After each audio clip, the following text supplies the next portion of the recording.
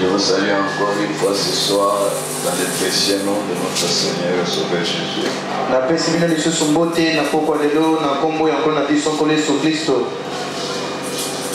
Nous sommes encore là pour manger à sa table. Pour la vie de nos âmes.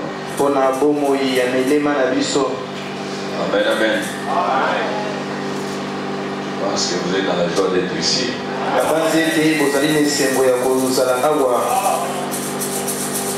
Puisque nous sommes venus pour manger.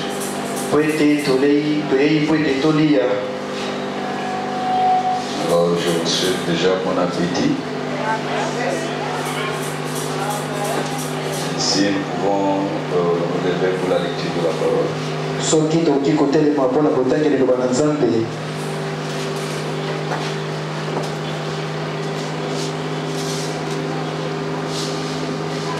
D'abord Jean 15.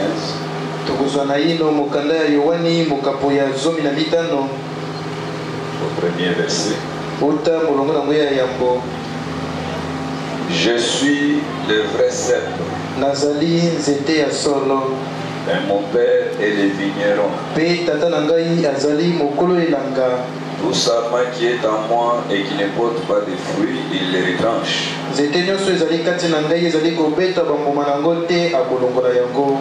Et tout sarment qui porte du fruit, il le monde afin qu'il porte encore plus de fruits.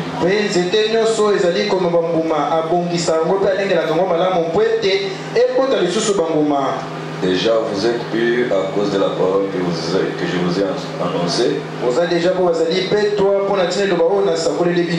Demeurez en moi et je demeurerai en vous. Comme le sarment ne peut de lui-même porter du fruit s'il ne demeure attaché au cep.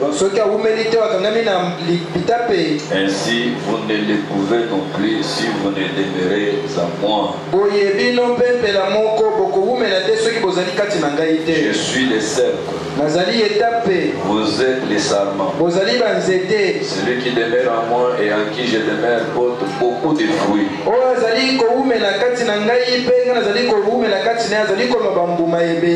Car sans moi, vous ne pouvez rien faire. Si quelqu'un ne demeure pas en moi, il est jeté dehors comme les sarments et il sèche. Puis on ramasse les sarments, on les jette au feu et ils brûlent. Si vous demeurez en moi et que mes paroles demeurent en vous, demandez ce que vous voudrez et cela vous sera accordé.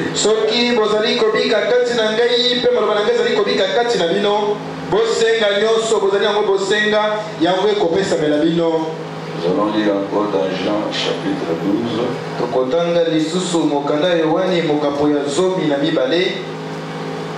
Nous vont commencer au 20. Quelques Grecs du nombre de ceux qui étaient montés pour adorer pendant la fête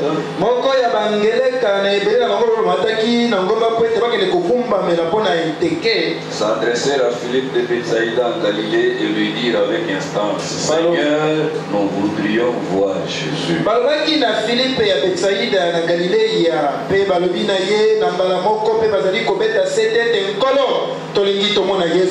Philippe alla le dire à André, puis André Philippe le dire à Jésus.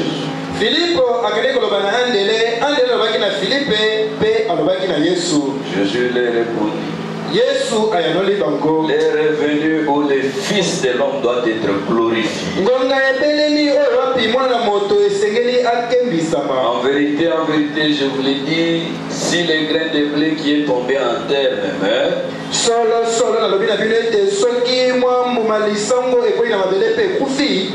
il reste seul. Mais s'il meurt, il porte beaucoup de fruits. Celui qui aime sa vie la perdra. Et celui qui hait sa vie dans ce monde la conservera pour la vie éternelle.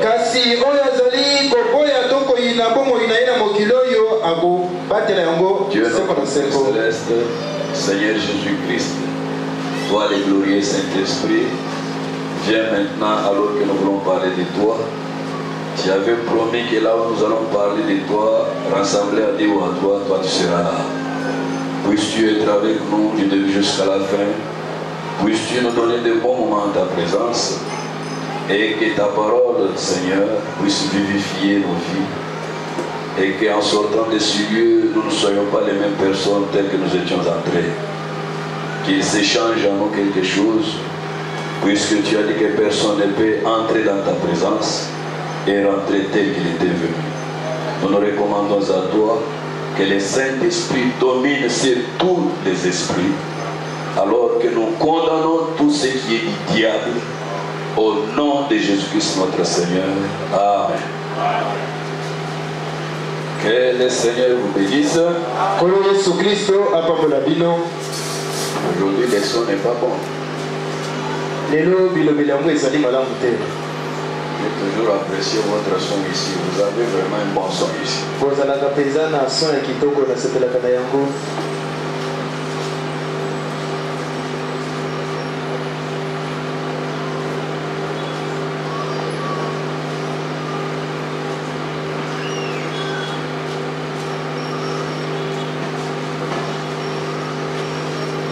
Ça va.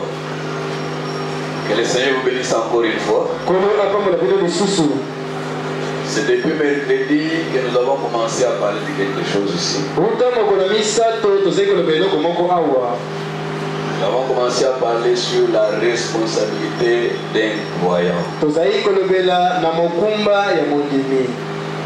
La responsabilité d'un chrétien. Quand on se dit qu'on est croyant, on est chrétien, on est responsable devant le Seigneur. Puisque Dieu attend à ce que les croyants ou les chrétiens le représentent devant les gens.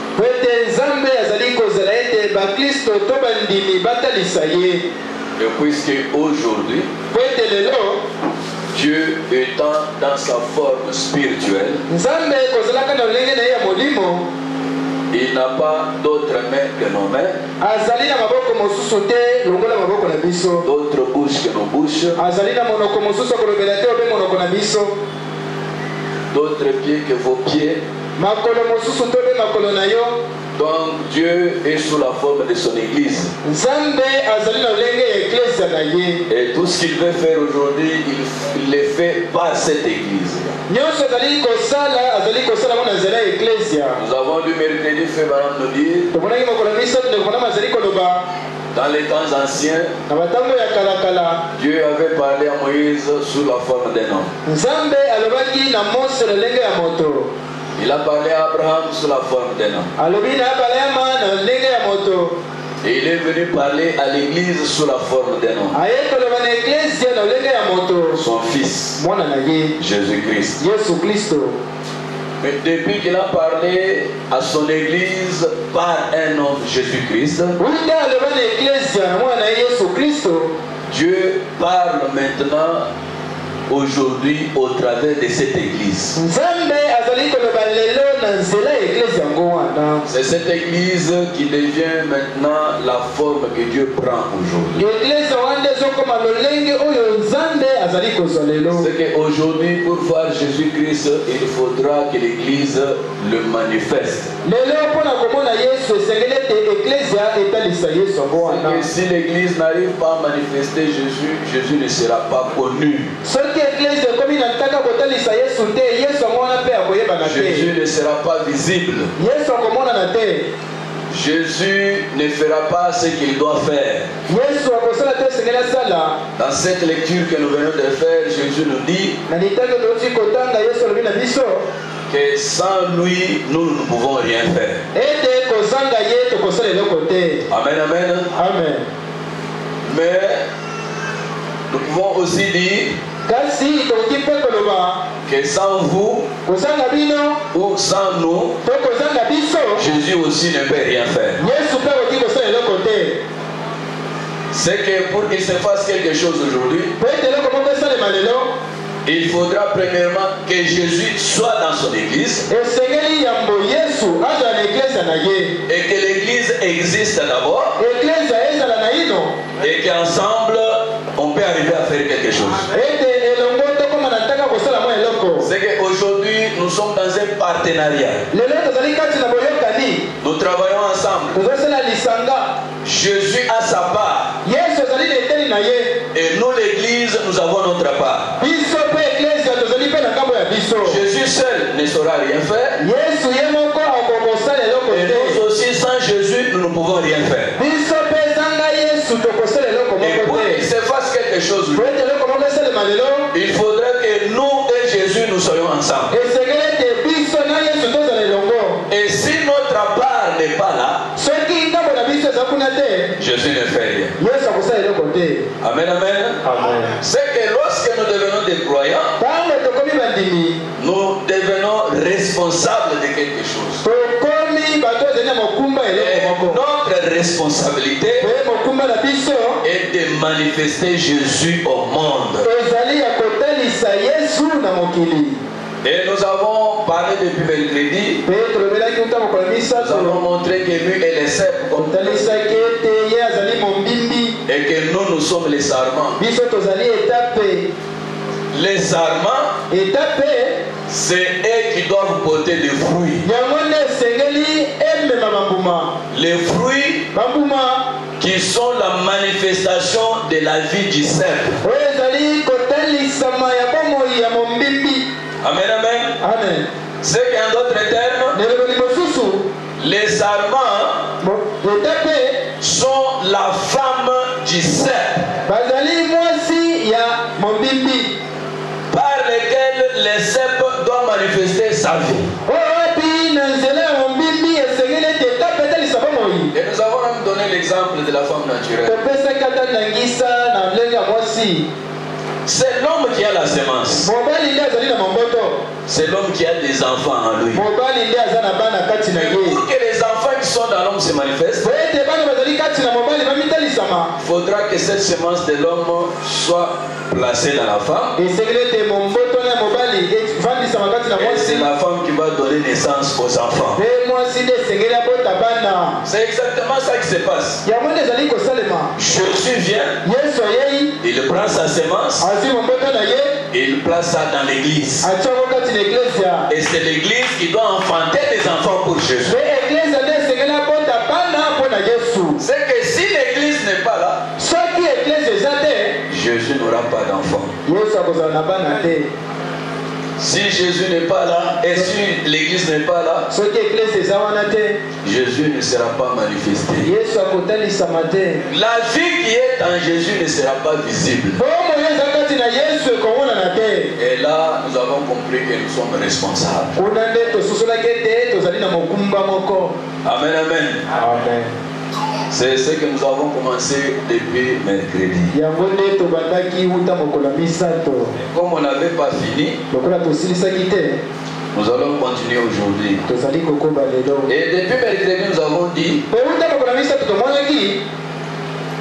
que c'est les sarments qui doivent porter les fruits pour les saints. Mais pour que ces sarments portent des fruits, il doit être attaché au cep. Et les sarments qui ne portent pas de fruits, mais celui qui va porter beaucoup de fruits, Dieu va prendre soin de lui. Dieu va le soutenir. Et frère Branham nous a dit depuis mercredi que la même doctrine doit produire les mêmes résultats. Et comme nous sommes appelés à rentrer à la même doctrine au début, à l'église primitive, c'est que cette doctrine a produit depuis l'église primitive. Quand on revient à la même doctrine, on doit produire les mêmes résultats. Et frère nous a montré que la première branche, le premier sarment qui est sorti de ces cèpes, c'est ce sarment de la Pentecôte. L'église primitive. L'église de Pierre, de Jean. Où il y avait la puissance, la manifestation.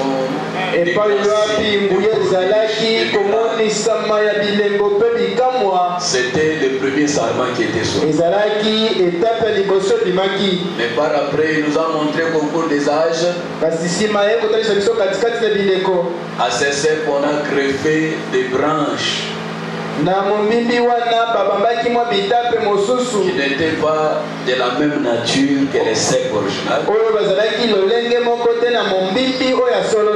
Et ils ont produit leur propre vie. Ils ont produit des semences dénominationnelles. Ils n'ont pas produit la même chose que ce qui était au commencement. Là, je suis en train d'abord de répéter ce qu'on a vu mercredi. Et frère Branham nous a montré qu'il avait vu un arbre. Et c'est l'arbre même qui avait beaucoup de fruits. Citron, des oranges, des pamplemousses, des pommes. Sur le même arbre. Alors lorsqu'il a demandé qu'est-ce qu'on avait fait, on a vu que c'était une orangée, mais auquel on avait greffé d'autres branches des autres arbres. Il vivait du même cep. Et la vie du cep. Mais chaque branche produisait selon son espèce. Nous a montré que si cet oranger sortait encore une autre branche de l'oranger, cela produira encore des oranges comme la branche du commencement. C'est que si le cep Jésus, après avoir traversé toutes les âges de l'église de dénomination, s'il produisait encore sa propre branche, ça manifestera encore la même église comme au commencement. Amen, amen. Je pense que c'est là où nous nous étions arrêtés le mercredi. Alors nous allons essayer de continuer et terminer ça aujourd'hui. Je voudrais vraiment que vous puissiez m'aider là-bas. J'ai vu ma tablette se comporter bizarrement ce soir. J'appuie, mais ça ne répond pas. Je ne sais pas ce qu'il y a. Alors nous allons lire tous ensemble le tableau. Pour ce soir, commençons avec persévérer. Les citations, je vous avais déjà donné ça mercredi là-bas. Je ne sais pas si vous avez perdu les petits papiers. Persévérer du 5 mars 64.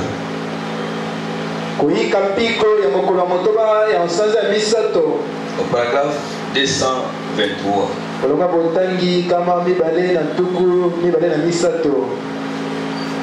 La science nous a déjà facilité beaucoup de choses. Si ça ne tient pas dans la tablette, nous allons le lire même dans les téléphones. Puisque dans les téléphones, il y a aussi le message.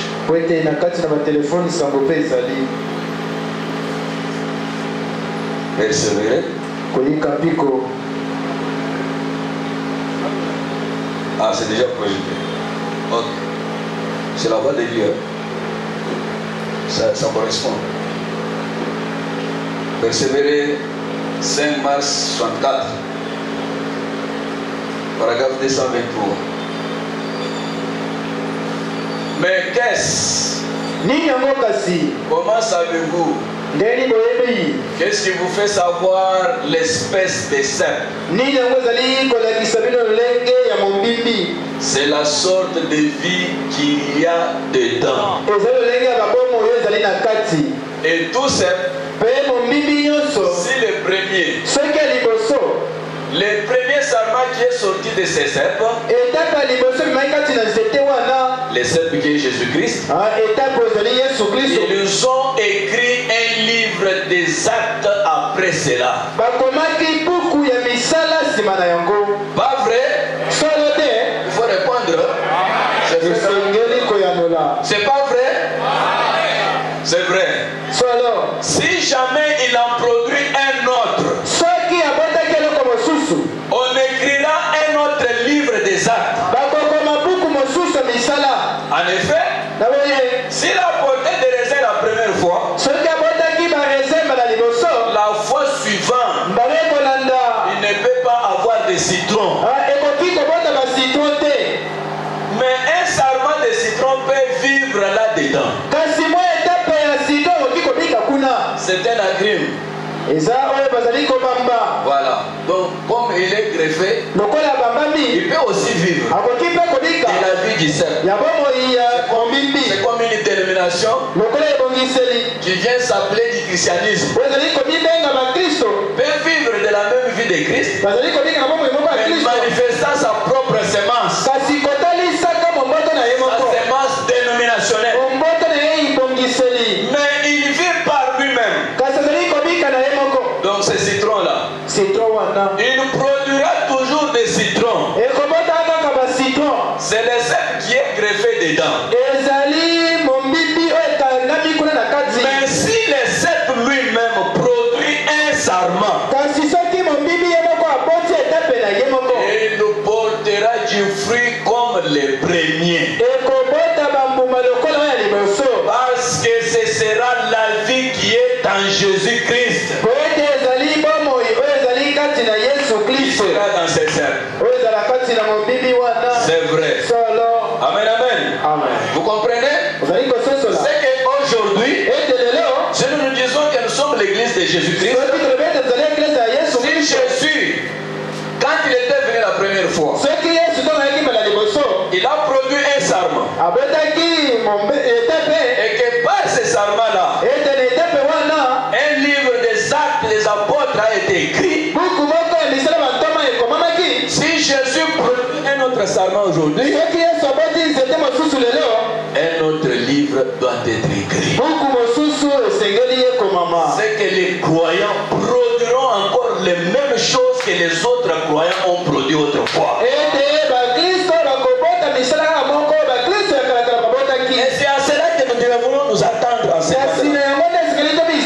Lorsque nous parlons d'une église qui est restaurée, lorsque nous parlons de la restauration, c'est que c'est la même chose qui était là, qui a été dérangée après un temps. Quand on restaure, nous devions revenir à la même chose là. Amen, amen, amen. Et je crois que c'est à cela que nous devions rentrer. Essayer de rendre un service à Dieu en dehors de sa volonté. C'est un message du 27 novembre 65. 27 novembre 65. Un mois avant que le prophète ne meure. Amen, amen. Amen. On va mettre ça au tableau et nous allons lire ensemble. Paragraphe 19.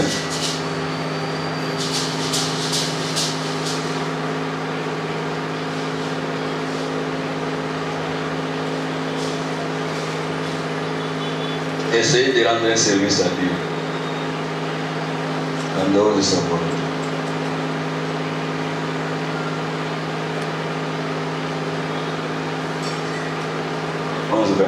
Paragraphe 19. Et ce jour-là, j'ai prêché là-dessus. J'ai dit, eh bien, vous voyez quand l'église était à ses débuts, c'était, Jésus a dit, j'ai prêché Jean 15. Jean 15, c'est là où nous avons lu dans la Bible. Jésus a dit que je suis le cep et vous êtes les sarments. Je suis le cep, vous êtes les sarments. Et tout sarment qui ne porte pas de fruits sera retranché, brûlé. Amen. Et quelqu'un m'est tombé dessus avec dureté à cause de ça. Il m'a dit, je me suis dit qu'une fois qu'on est rempli du Saint-Esprit et sauvé, vous aviez dit qu'on ne peut plus en être retranché. Lorsque Frère Branham a prêché ceci, monsieur qui est venu vers Frère Branham, mais toi là, Frère Branham, tu avais prêché. Si quelqu'un est déjà rempli du Saint-Esprit et qu'il est sauvé, il ne peut jamais être retranché. Branham dit oui, c'est vrai. Mais comment tu les gens encore aujourd'hui pour dire qu'un sarment qui ne porte pas de fruits, on va le couper. C'est ça la discussion qui est là-bas. Amen, amen. Il m'a dit, et ça alors, c'est que tu es en train de dire maintenant. Écoutez, Frère Branham explique. J'ai dit, eh bien, vous parlez d'un autre sujet. Là, il parle du fait de porter des fruits. Pas du cep. Il a dit, taillez donc cet arbre pour qu'il repousse et qu'il porte du fruit. Continuez. Il a dit, Et j'ai dit, oh, vous voyez cet arbre, quand il a commencé, il était entièrement authentique. Des chrétiens bibliques. Ensuite, est venue une branche appelée Luther. Puis une branche méthodiste. Baptiste presbytérien. Des citrons et ainsi de suite. Les dénominationnels là. Des citrons, des pamplemousses. Des pommes, mais pas des oranges. Parce que là, ici, c'est un oranger. Amen, amen. Alors, méthodiste, baptiste, presbytérien, des citrons, ainsi de suite. Et j'ai dit, vous voyez, ça pousse au nom du christianisme. Amen, amen. Je vous ai dit mercredi, nous sommes dans l'âge où les femmes, 7 femmes vont se saisir d'un seul homme. Il dit, laisse-nous seulement être appelés de ton nom. Mais nous-mêmes, nous allons mener notre propre vie. Nous soyons appelés seulement des églises chrétiennes. Mais nous allons chacune manifester les credos de sa dénomination. Mais pas manifester le fruit pour Jésus-Christ. Vous comprenez, non? Amen. Continuons d'abord. Mais ça vit de la vie de cet arbre. Les dénominations vivent de la vie de cet arbre. Mais ça porte le fruit de sa propre espèce dénominationnelle. Amen. Vous voyez? Mais ai-je dit, si jamais cet oranger fait pousser de lui-même une autre branche, celle-ci portera des oranges comme c'était le cas au début. Amen, amen. Il s'agit donc de cet homme qui était assis là, les responsables d'une... Vous comprenez, non? Les églises dénominationnelles ont leur propre semence. Et même malgré qu'elles sont attachées au cep, qui est Christ, mais c'est comme des branches greffées. Voilà pourquoi ils ne peuvent pas manifester la vie de Christ.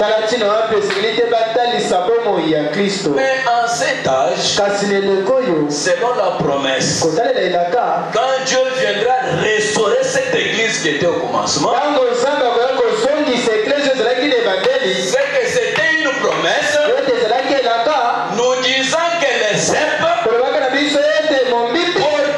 une autre branche comme ce qu'il avait porté au début. Même branche, même résultat. Même doctrine, même résultat. Puisque c'est la même espèce. Amen, amen. Je ne sais pas si je me fais entendre. Nous avons un travail à faire en ces temps de la fin. Dieu nous attend à quelque chose. Et si on ne le fait pas, c'est que nous avons manqué le but. Puisque le message de Frère Branham n'est pas venu pour faire une autre dénomination. Frère Branham dit que je ne suis pas venu construire des organisations. Mais je suis moi venu construire des individus, les amener à être des lieux d'habitation du Saint-Esprit, les distributeurs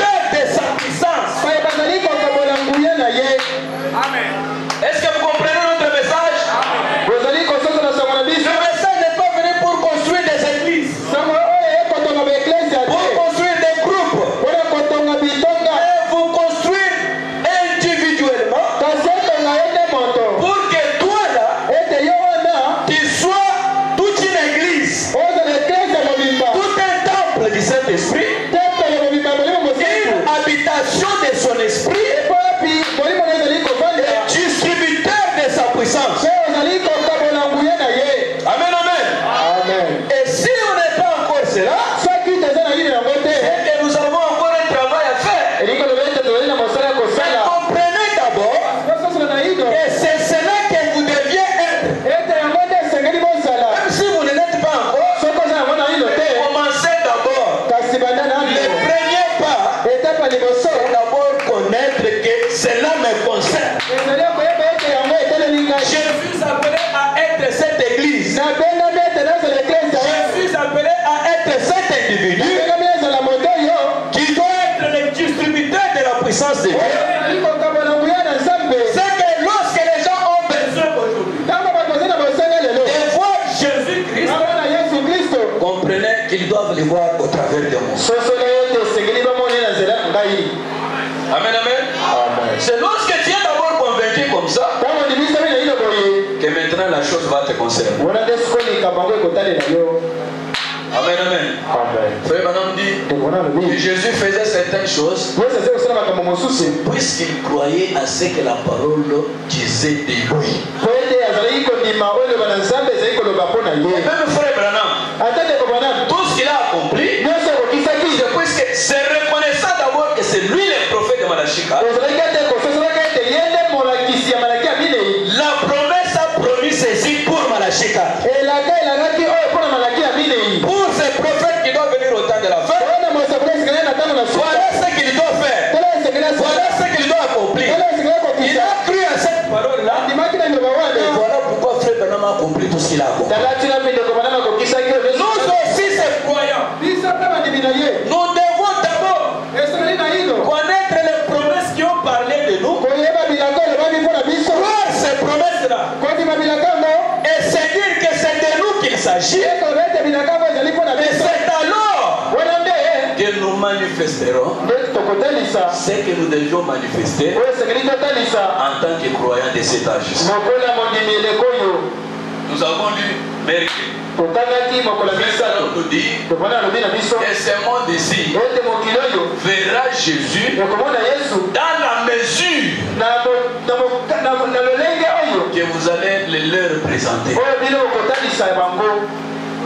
C'est que le Jésus que le monde attend voir, c'est le Jésus que vous allez leur manifester. Amen, amen. Oh, vraiment. C'est un temps glorieux.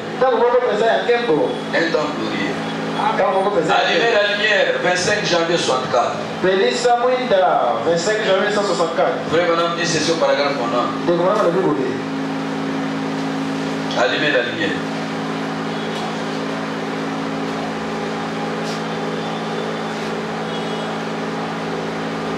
Allumez la lumière.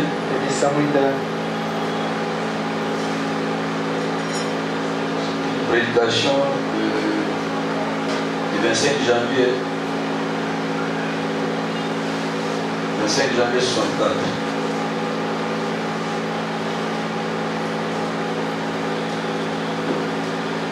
Là au tableau. Oh, cet arbre pousse aujourd'hui. Il a été émondé. Tout simplement qui ne porte pas de fruits est coupé. Jésus l'a dit dans Saint Jean 15. C'est ce qui est arrivé maintenant. Nous voyons qu'ils ont été coupés, taillés. Souvenez-vous, le cœur même de l'arbre est juste au milieu de l'arbre. Le fruit mûrira toujours. Le fruit mûrira toujours. Le dernier endroit où un arbre portera toujours du fruit.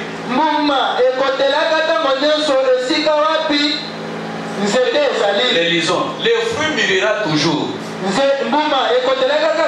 Le dernier endroit où un arbre portera toujours du fruit, c'est juste à son sommet. Parce que c'est là, c'est la fraîcheur qui provient du noyau de vie qui est dans la semence.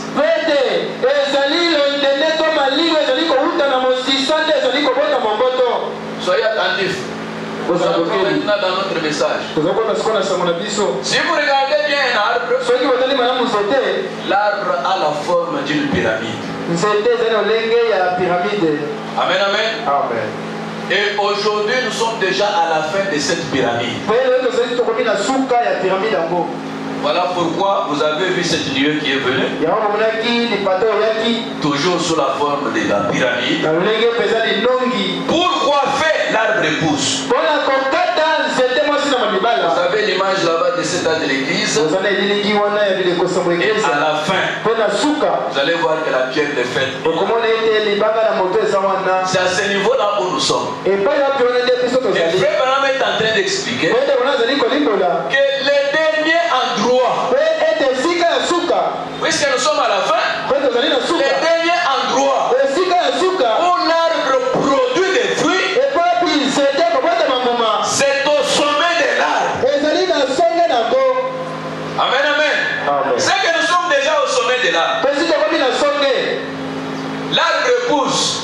Nous sommes déjà au sommet. Et c'est là où se trouve la fraîcheur aujourd'hui. Les bas de l'arbre a déjà passé son temps. L'âge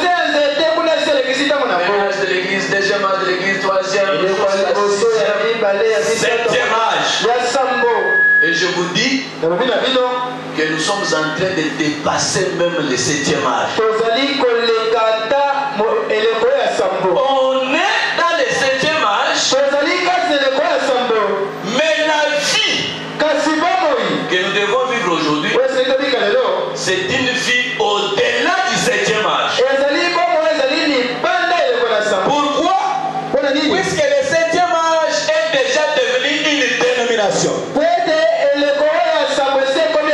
Le septième âge, c'est l'âge pentecôtiste. Amen, amen. Mais aujourd'hui, toujours dans le septième âge, mais un autre âge à l'intérieur d'un âge. Soyez attentifs maintenant, j'entre maintenant dans mon message. Nous vivons dans un âge au travers d'un âge. Nous sommes à l'âge de la Odyssée, mais les vrais croyants qui ont pris le message, dans cet âge, Dieu les fait entrer dans un autre âge. On appelle l'âge de l'épouse.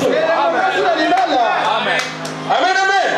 L'âge de l'épouse, c'est les croyants vivant dans le septième âge, mais ne vivant pas comme les croyants du septième âge. Les croyants vivant au septième âge, mais qui sont l'épouse de Christ. Et ils ont leur propre âge. L'âge de l'épouse. Et dans cet âge de l'épouse, c'est l'âge où l'époux se façonne dans son épouse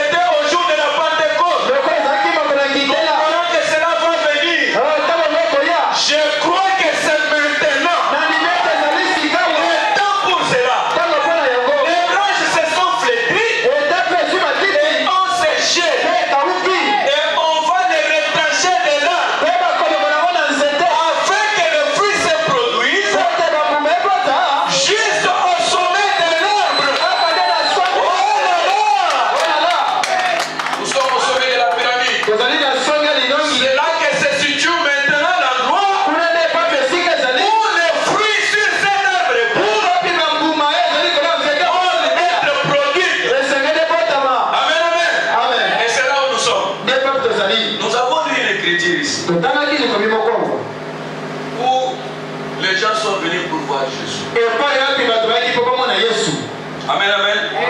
Vous savez, aujourd'hui, le monde n'attend pas la venue du Seigneur. C'est nous qui attendons la venue du Seigneur. Mais le monde, lui, attend la manifestation des fils de Dieu. La nature, elle attend la manifestation des fils de Dieu. Et ce sont les fils de Dieu qui attendent la venue du Seigneur. Mais ce que ce monde a besoin aujourd'hui, ce sont des fils de Dieu manifestés. Et les fils de Dieu ne peuvent pas être manifestés par eux-mêmes. Amen, amen. Les fils de Dieu, c'est la vie même de Dieu manifestée au travers des êtres humains qu'on appelle fils de Dieu. Amen. Amen, amen. Voilà pourquoi Jésus nous a dit, sans moi, vous ne pouvez rien faire. Il faudra que lui soit là. Puisque c'est lui-même qui doit faire ça. Et regardez le problème, c'est quoi aujourd'hui? C'est là que je veux vraiment pénétrer mon sujet. Le problème, c'est quoi aujourd'hui? Le problème est que le christianisme est mal présenté. On a mal présenté le christianisme. Lisons frère Branham. On va gérer deuxième partie. Au paragraphe 29. C'est un message du 3 avril 64. 3 avril 1964. Écoutez ce que frère Branham dit. On présente aux gens une image inexacte du christianisme.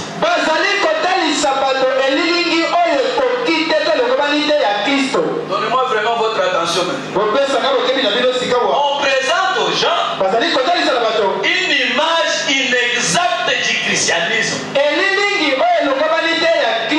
On leur a présenté le christianisme comme une déclaration de credo. Le credo, c'est quoi? Et nous, à partir d'aujourd'hui, commençons à croire comme ça. Nous, dans notre église, dans notre tabernacle, nous, on croit comme ça. On ne croit pas ça. C'est ça le credo. Et c'est comme ça qu'on a présenté les chrétiens. Que nous, on croit comme ça. Alors que le christianisme ne devrait pas être présenté comme ça. Mais comment on doit présenter le christianisme? Écoutez frère Branham. Le christianisme, c'est un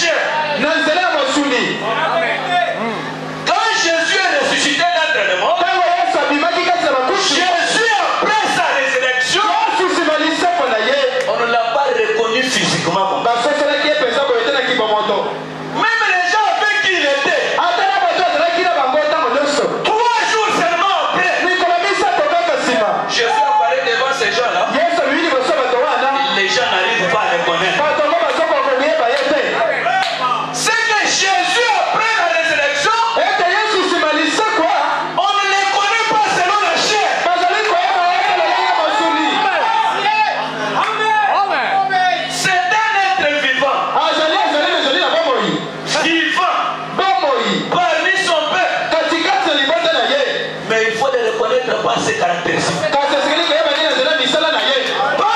vie. La vie qu'il a menée avant sa mort. Poursuivait cette vie-là. Après sa résurrection. Quelle que soit la forme que cette vie-là peut prendre. C'est cela Jésus-Christ.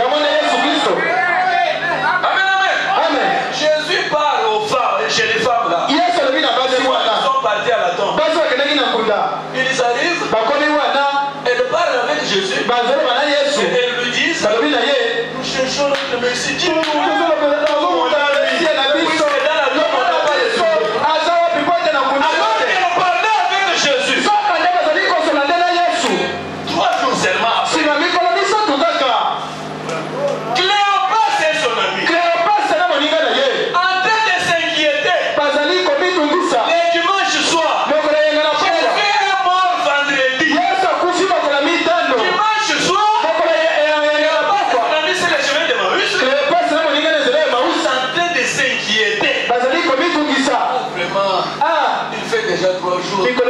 Ça veut dire qu'il allait ressusciter.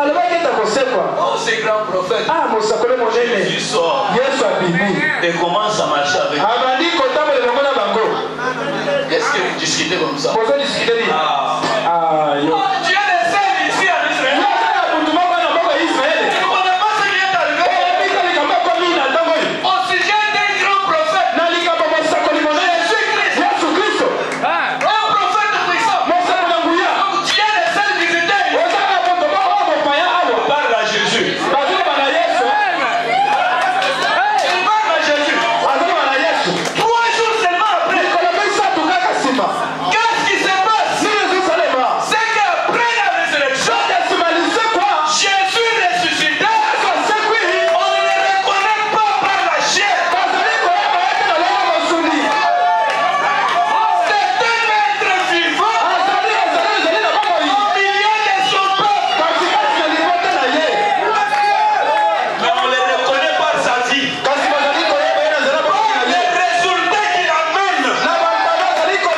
C'est mieux d'avoir cette lecture. Vous n'avez pas retrouvé la citation. Jéhovah Jireh, partie 2. Un message du 3 avril 64. 3 avril 1964. Là, c'est à la voix de Dieu. J'ai continué la lecture. On présente aux gens une image inexacte du christianisme. On est là présenter le christianisme comme une déclaration de credo. Le christianisme est un être vivant.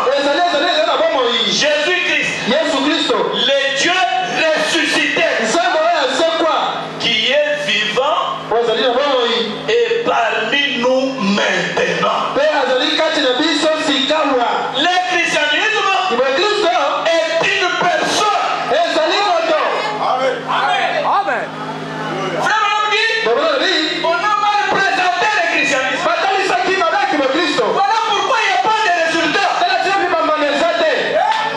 Voilà pourquoi il n'y a pas de fruits. C'est que le christianisme est mal présenté. Le christianisme comme une église. Nous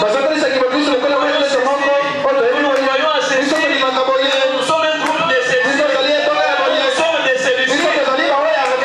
C'est cela qu'on appelle le christianisme. Alors que le christianisme, c'est une personne.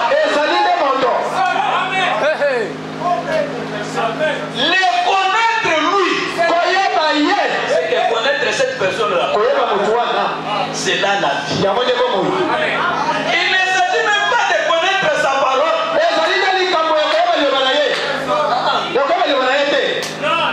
C'est que le connaître lui là, ça ne signifie pas connaître sa parole. Mais le connaître lui. Est-ce que vous comprenez? Frère Madame a eu une discussion avec un certain monsieur. Et pendant qu'il discutait, c'était un érudit. Et il a dit à Frère Madame, tu ne connais même pas ta Bible. Frère Madame dit, mais dis-moi, je connais l'auteur de la Bible.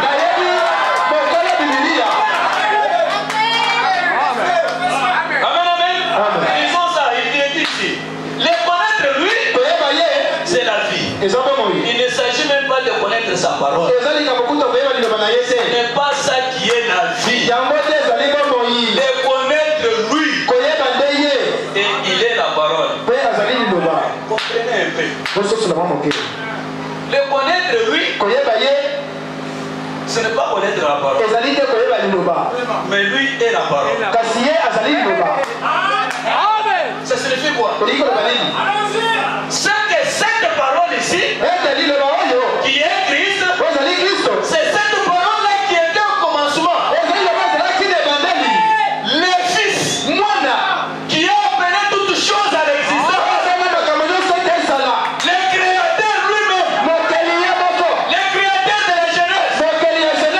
Donc il est parlé dans Jean 1. Au commencement était la parole. Et la parole était avec Dieu. Et la parole était Dieu. Toutes choses ont été faites par elle. Rien de ce qui a été fait n'a été fait sans elle. Et la parole a été faite chair. Cette parole-là, cet être-là, cette personne-là, c'est celui-là que vous devez connaître. Et c'est ça le christianisme. Amen. Les Grecs sont venus. Messieurs, nous voudrions voir Jésus. Montre-nous Jésus.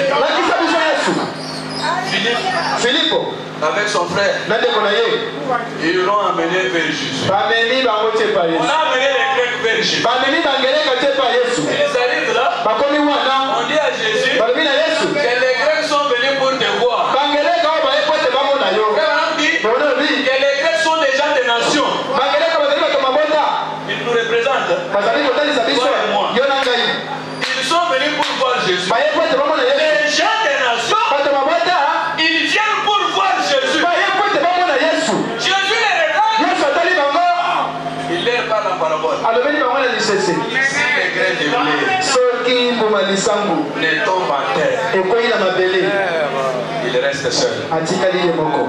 Mais s'il meurt, Jésus les renvoie à sa mort. S'il meurt et ressuscite, c'est que nous les gens des nations, nous n'avions pas la promesse de voir Jésus-Christ dans ce monde-là.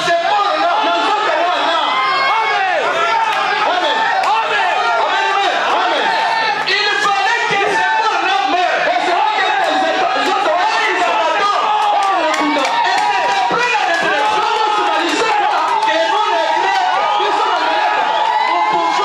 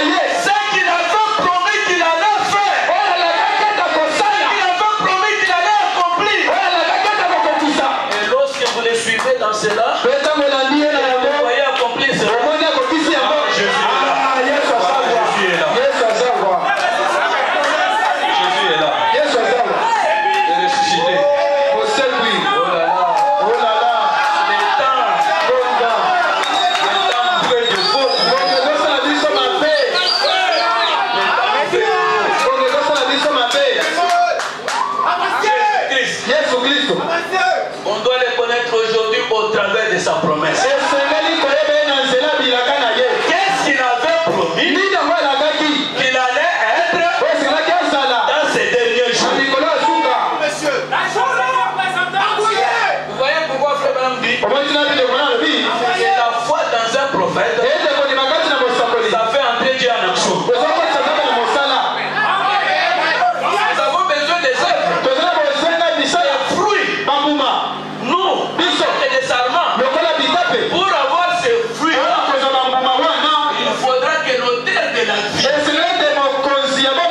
lui, les sept, soit parmi son peuple. Et que nous soyons connectés à lui pour produire le fruit. Vous voyez le problème? On m'a dit qu'il reste 10 minutes. Dans ces 10 minutes, disons quelque chose. Écoutez ici. Mais Jésus-Christ, pour arriver à le connaître et à le voir, lorsque les Grecs sont venus pour rencontrer Jésus, pour le connaître, Jésus les a renvoyés à quelque chose. À la mort. À la mort. Elle ne pouvait pas voir Jésus avant sa mort.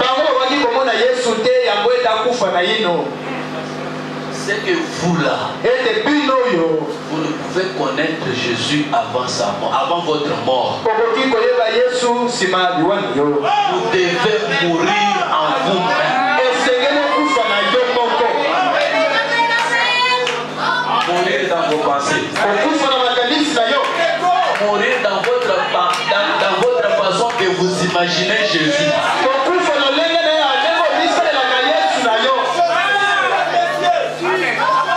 Mourir dans votre façon de concevoir les choses. De vous représenter quand on parle de Jésus, vous vous représentez Jésus de votre manière.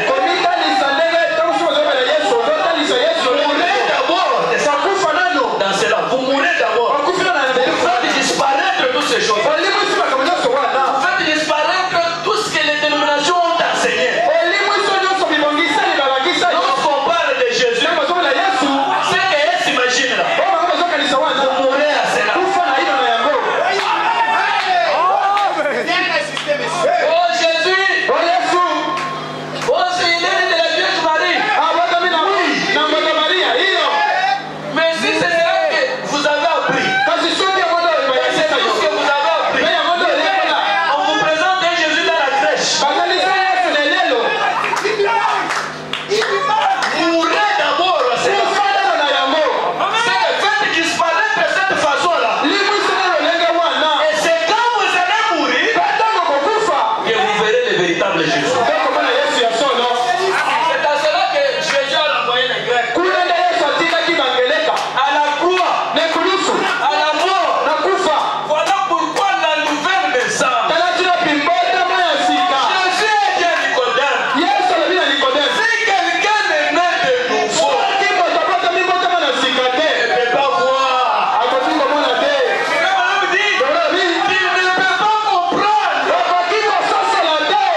Comprendre quoi? Et c'est même Jésus là. Aujourd'hui, selon sa promesse, il a pris la forme d'éther. Quelqu'un qui n'est pas né de nouveau ne comprendra pas ça. Voilà pourquoi nous devons d'abord mourir. Mourir d'abord. Mourir à toutes ces pensées. Notre façon de nous imaginer Jésus. C'est à cela que Jésus a renvoyé les Grecs. Les Grecs, ce sont des gens de nation. On ne devrait pas connaître Jésus comme les Samaritains et les Juifs. Lisons. Je termine parce qu'il n'y a pas de temps. Dans la prédication, messieurs, nous voudrions voir Jésus.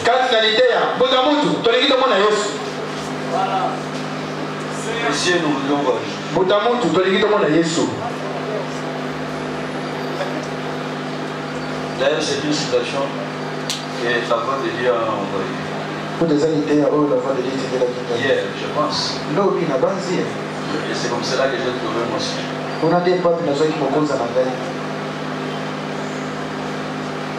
Et si nous voudrions voir Jésus.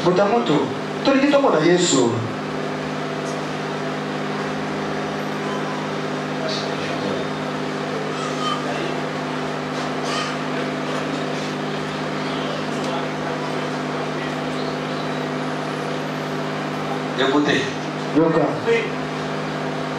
Ici là, j'ai lu à partir du téléphone, je ne sais pas c'est quel paragraphe, vous allez chercher ça là-bas. C'est un message du 24 décembre 1961.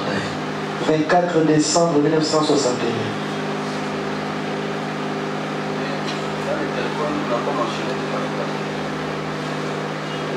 La recherche, vous allez. Frère Madame dit ceci. Qu'est-ce qu'il dit? Frère Madame dit ceci. Si vous mentionnez à un disciple, j'aimerais connaître Jésus. J'aimerais connaître le Seigneur Jésus. Écoutez la réponse des disciples d'aujourd'hui. Eh bien, écoute, nous faisons partie de telle église. Viens adhérer à cela. Te joindre à nous. Voyez? Où nous avons été, nous faisons partie de telle association. Alors viens adhérer à cela. Voilà ce que vous entendez. Mais Christ lui-même a dirigé les gens vers sa mort. Pour les connaître, les Grecs. Christ a dirigé les gens vers sa mort. Il dit, il a dit, si les grains de blé ne tombent à terre, il reste seul. Oh! Comme c'est différent! Oui, messieurs! Comme c'est différent! Mais votre vie et sa vie se retrouveront ensemble, non pas à l'église, ou dans un bâtiment, ou dans un credo, ou dans de bonnes œuvres, mais à la croix. Vous l'avez trouvé, hein? Mais à la croix, où vous êtes crucifié avec lui. C'est là que vous trouvez Christ. Vous ne le trouvez pas en améliorant votre conduite, en tournant la page. Alors que c'est comme cela qu'on a présenté le christianisme. Changez votre conduite. Changez votre vie. Comme si vous pouvez changer votre vie par vous-même.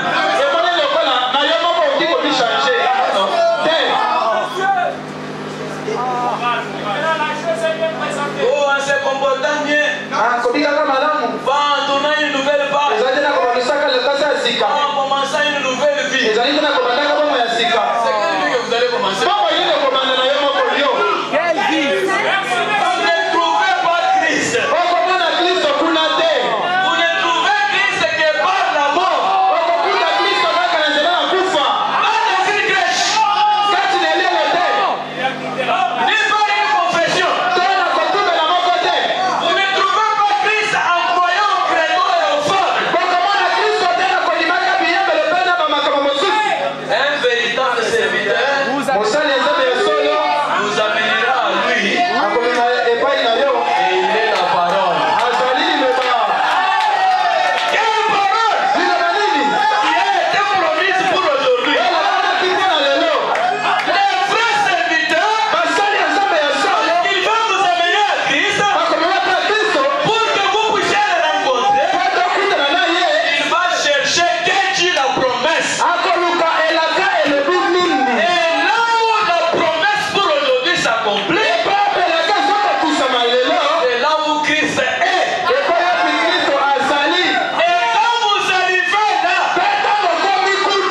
quelque chose doit se passer. Je n'ai jamais vu un homme passer près de la croix et rester la même. Qu'est-ce qui se passe à la croix? À la croix, vous mourrez. Vous mourrez tout ce que les hommes pensent. À tout ce que les hommes croient sur la parole. À tout ce que les églises ont enseigné. Vous mourrez à tout cela. Et vous ne prenez que la pensée de Dieu lui-même. Et là, vous pouvez naître de nouveau. Et quand vous êtes né de nouveau, là, vous pouvez comprendre les choses du royaume. Vous pouvez rencontrer Christ. Amen, amen. Je suis le seul. Vous êtes les sarmes. Le christianisme est mal présenté. Pourquoi on n'a pas de bons résultats? Lorsque Jésus est bien présenté, comme quand Frère Branham l'a bien présenté, il y a eu des fruits. Et aujourd'hui, Jésus doit être bien présenté. Quand nous allons bien le présenter, lui-même se réjouit quand il est bien présenté. Et c'est cela qui lui fait entrer en action. Voilà pourquoi, en vertu de ce que j'ai dit ici,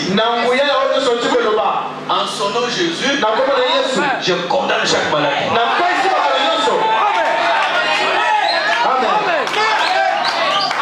Au nom de Jésus, je condamne la pauvreté. Et je voudrais que dehors là-bas, ça soit votre parking plein. Contre Jésus-Christ, qui est présenté au milieu de vous.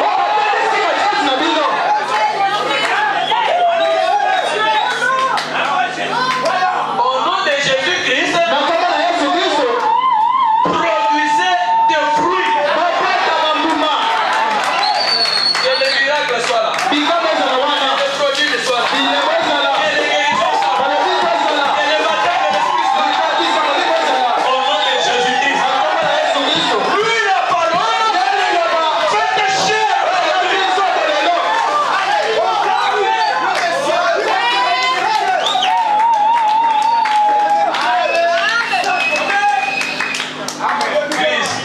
Christ, mal présenté. Et sa présence non reconnue. La présence de Christ. Christ est là. Les gens ne le connaissent pas.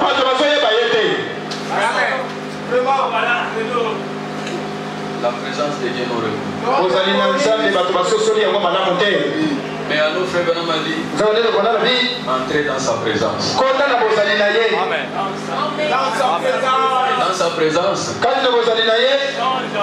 c'est là que les bâtons qui étaient secs, vous êtes des branches, même si vous aviez déjà séché, mais quand vous entrez dans sa présence, comme les bâtons d'avant, vous allez revêtir, vous allez porter des fruits. Amen, amen. Si nous pouvons nous lever.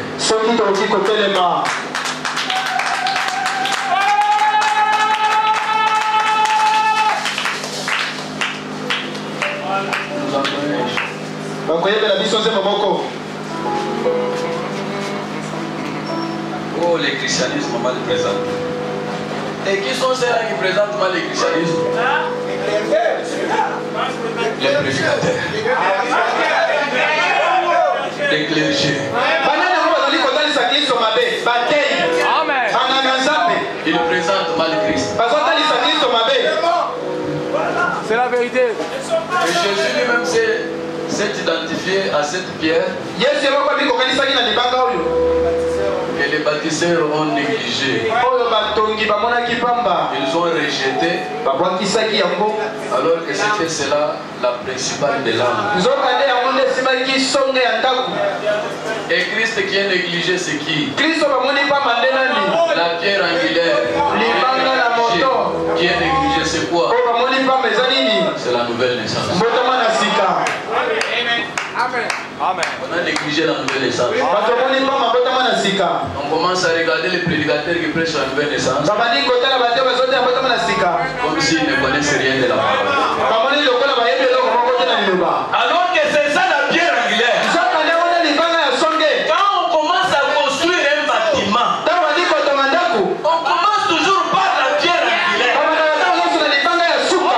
Et la pierre angulaire, c'est Christ. Mais Christ, pourquoi? Vous devez naître d'abord de nouveau. Et c'est quand vous naissez de nouveau que l'édifice peut commencer à quoi? Peut commencer à monter.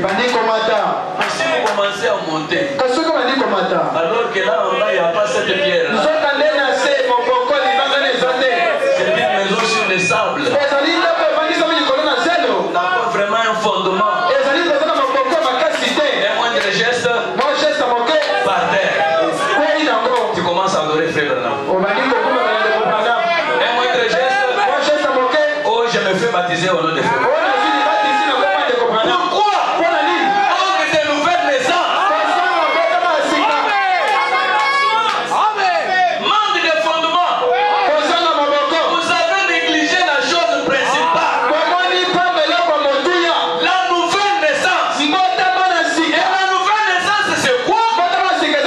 Vous mourrez et vous recommencez une nouvelle vie. C'est cela. Cette prédication, je voulais aller avec vous jusqu'à cette pierre angulaire.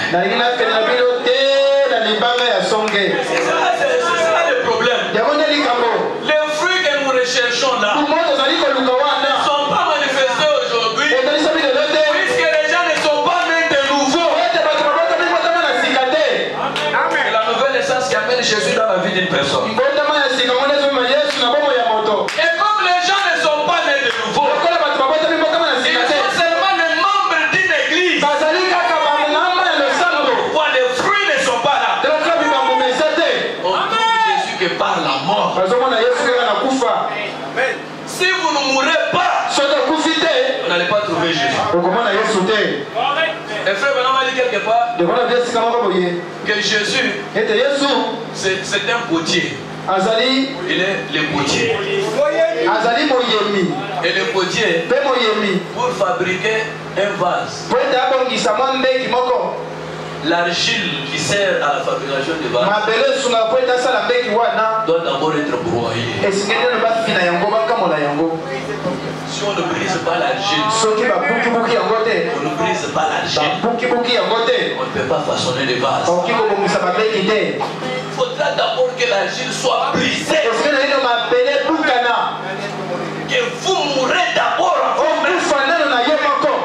Et qu'une nouvelle vie commence. Il faut que la semence aille d'abord dans la terre.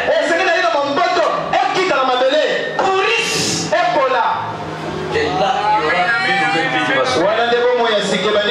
C'est que sans la mort, il n'y a pas moyen de trouver Jésus. C'est par là que je t'aime. Merci, Seigneur. Que le Seigneur vous bénisse.